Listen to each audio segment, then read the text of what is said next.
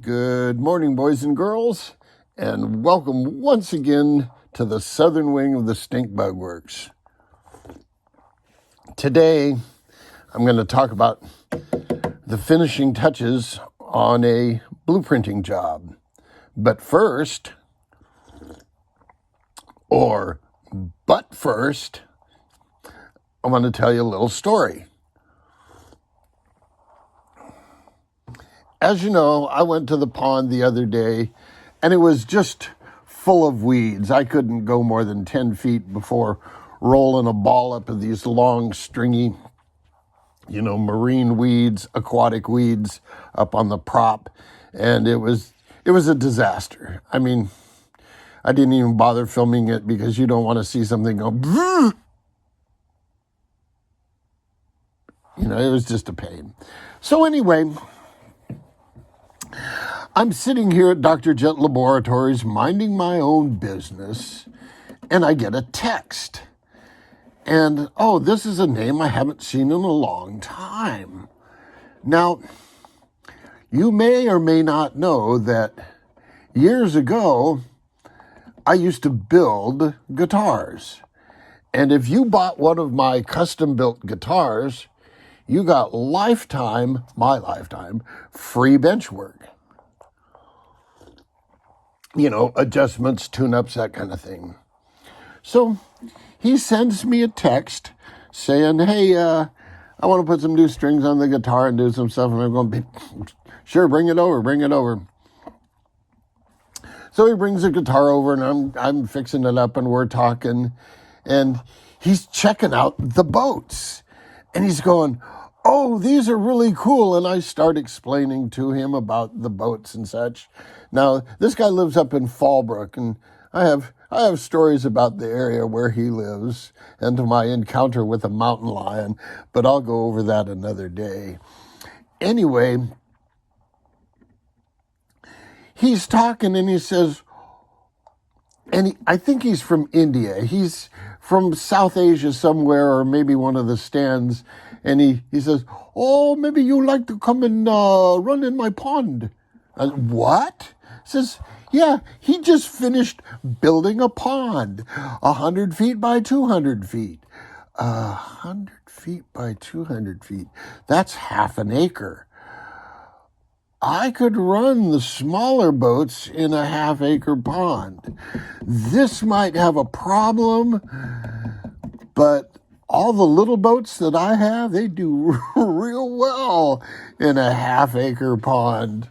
So I may have a line on a new pond closer with no government,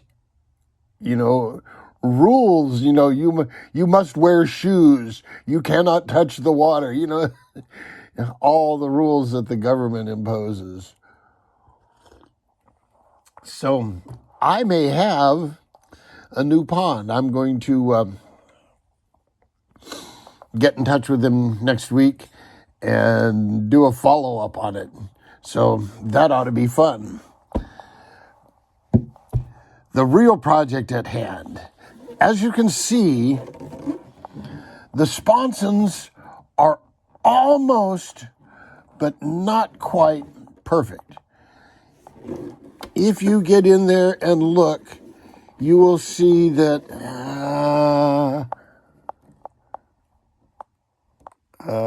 right there, there's a little rough edge.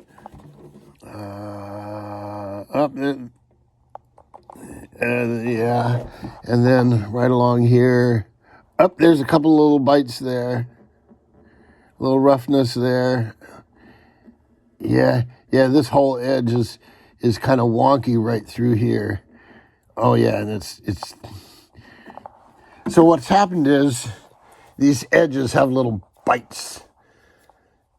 They weren't so much bites taken out, it was stuff that didn't get in there. So here's how I'm going to address this last little tune-up. I mean, these are little tiny things, less than 1 millimeter, just little tiny. I'm going to mix up some fresh epoxy and take a paintbrush and paint it along this edge, just the edge, and on all these edges that need it. And then I'm going to let that epoxy. Now, this epoxy that I use L285 epoxy from MKS, and it's the consistency of pancake syrup, and it takes a long time to cook off. It takes 24 hours, and you can take it out of the clamps if you follow me. Anyway, you can speed it with heat though.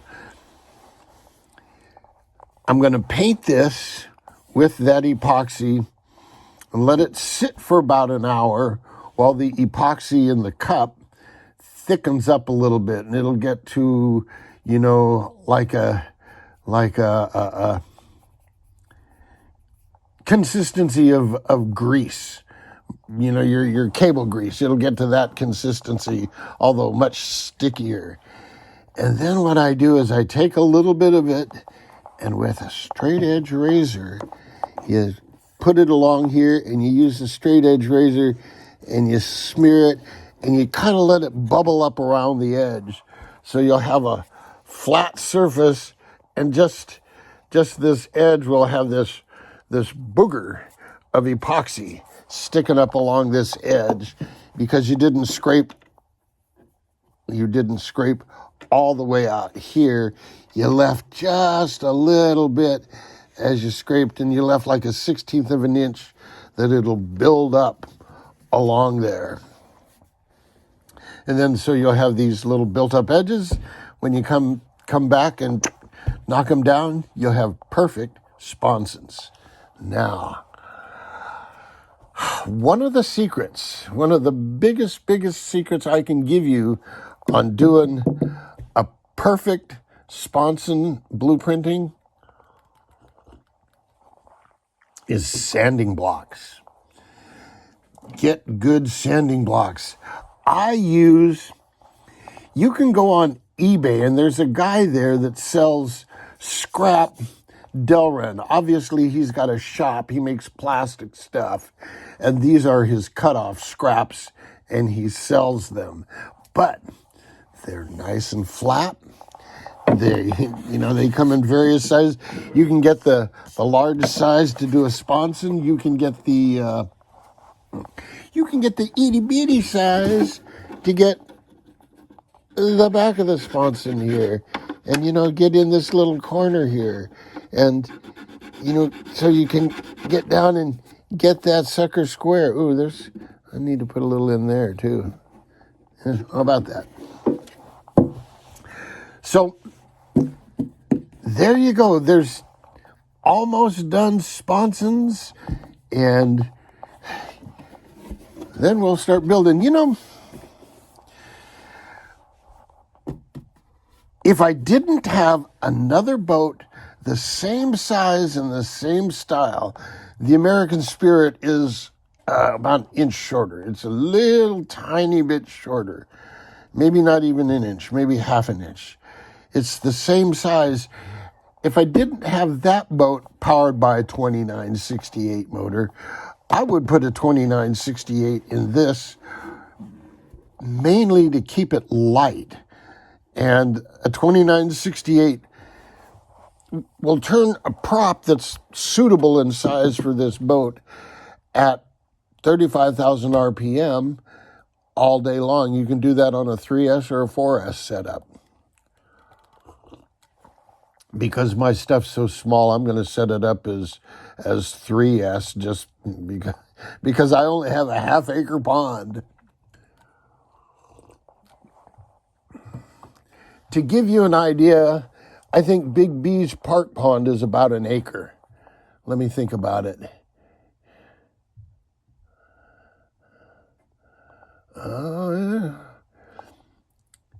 An acre is 208 feet by 208 feet. So half an acre is 100 by 200. So think about that. So Big B's Pond is probably 400 feet long, 100 feet wide, maybe a little shy of 400 long, and maybe a little proud of 100 wide. So it's probably an acre, maybe a little shy of an acre, but real close to it. So half an acre is half of Big B's pond. So there you go, size comparisons. Give you an idea what I'm talking about. Okay, boys and girls, I've pretty much touched on everything I think I need to share with you this morning. Until next time, jet out. Welcome back, boys and girls. I thought I'd throw in this little added bonus feature. After I left you, I did a little sanding on the seams here and was just about to clean it up and mix epoxy for the dribble the edges and such.